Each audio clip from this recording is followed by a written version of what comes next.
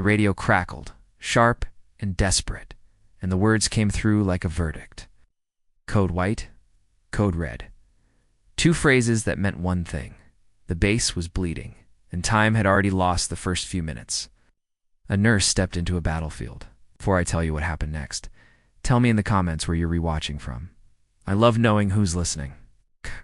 Her name was Hana Mercer, and the uniform she wore had two identities stitched into it. One side read nurse, the other read sniper. The patch on her sleeve was a quiet contradiction, care and lethal precision, stitched together like two halves of the same heartbeat. She had trained to save lives and trained to end threats. Most people believed those were separate skills. Hana knew they were not. She had learned that in the first war she'd watched from the back of an ambulance, where a medic's hands shook not from fear but from the weight of being too late. That morning the base was calm in a way that felt like a lie. Sunlight filtered through the barracks windows, making dust look like floating stars. Soldiers moved in patterns they'd practiced 1,000 times, their faces set in the same blank focus that came with long hours and long distances from home. Then the call came. Code white, code red. The words snapped the world into focus. The calm vanished. In its place rose a noise that wasn't sound so much as pressure. Boots, shouts, the steady panic of people who had trained for chaos but never for the kind that hits close. Hana grabbed her medkit, her rifle, her life. She didn't stop to think. She ran. The base's perimeter was a maze of sandbags and concrete. A section of the wall had been breached, and smoke curled like dark fingers into the sky. Someone had been hit. Ow. Someone had been taken. The exact details were unclear, and that was the worst part. Uncertainty is a kind of poison. She reached the breach and saw them, two figures dragging a third, limp and pale, into the open. A hostage. A soldier? A human being turned into a bargaining chip. The enemy had the advantage of surprise, and now they had the advantage of fear. Hana's heart pounded, but her face stayed calm. She was not a soldier by choice. She was a nurse by calling.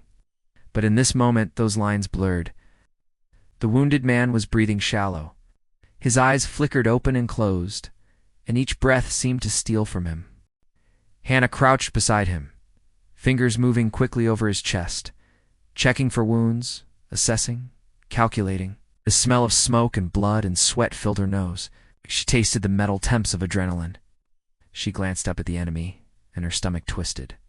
The kid holding the rifle was barely old enough to have a past. His hands trembled. His eyes were wide, uncertain, almost apologetic. Hana saw it then. He didn't want to be there. He was scared. He was being used. And in that moment, a moral question rose like a wave in her chest. If she took the shot, she would save the man. But she would also kill someone who might be a child forced into violence. Was it right to end a life that was already broken? Her mind flashed to the wounded soldier's family, waiting, unaware. She thought of the nurses who had died because they refused to leave. She thought of the oath she'd taken, to protect life. She lifted her rifle anyway, not to kill, to save. The enemy was not looking at her. They were too focused on the prize. The hostage was their leverage. That was their mistake. Hana's training had taught her to see the invisible, the small shift in posture, the tiny pause before a trigger is pulled. She saw the space where the rifle would move, the moment of hesitation, the weakness. Her breath slowed. Her finger rested on the trigger like a promise. Then she fired. The shot was clean, precise. The enemy's rifle clattered to the ground and the kid collapsed, stunned rather than dead. It was a decision that saved a life without taking one, a miracle that came from the edge of impossible. The enemy scrambled, shouting. The hostage stumbled, coughing, shaking. Hana pulled him back behind a barrier, her hands steady, her voice calm. "You're safe," she said, and meant it. She pressed a bandage to his wound, feeling the warmth of blood seep through the cloth. She felt the weight of his gratitude like a physical thing. Behind them, the base erupted into movement. Soldiers poured in, coordinated and swift. The rescue team moved like a tide, tools striking in unison, boots finding rhythm in chaos. Doors were forced, angles were covered. The enemy was pushed back step by step until the breach was sealed and the smoke began to thin. Hana watched it all with a kind of quiet awe.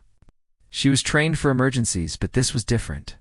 This was a mission that demanded both compassion and violence, and she had answered both calls. When the dust settled, the wounded soldier was lifted onto a stretcher. He was alive. He was breathing. He was going home. Hana's hands trembled now, not from fear, but from exhaustion. She had given everything, and still the moral question hovered. Had she done the right thing? Had she been too quick, too slow?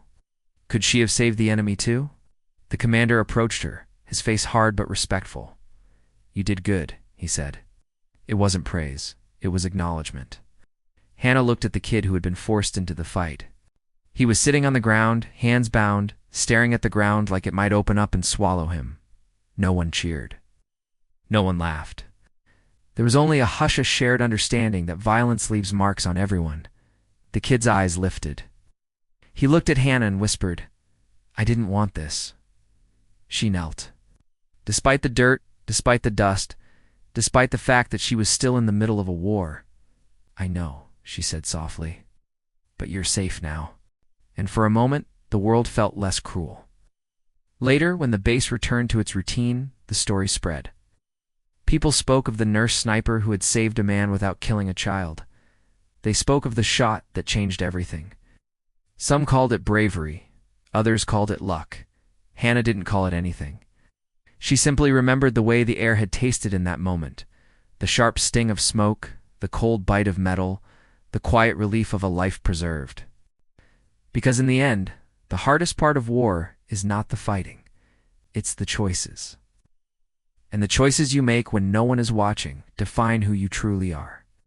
Because compassion doesn't weaken you. It strengthens you in ways the world doesn't always see. And as the base returned to calm, the same dust drifted through the air, the same sunlight filtered through windows, and Hana stood in the silence, knowing that she had answered the call when it mattered most. If this story touched you, comment where you're watching from. Subscribe to Whispered Words for more real mission stories. Stay with us, because the next story might remind you that courage can come in many forms. Strong CTR line, because the most powerful weapon isn't always a rifle, sometimes it's a hand that refuses to let go.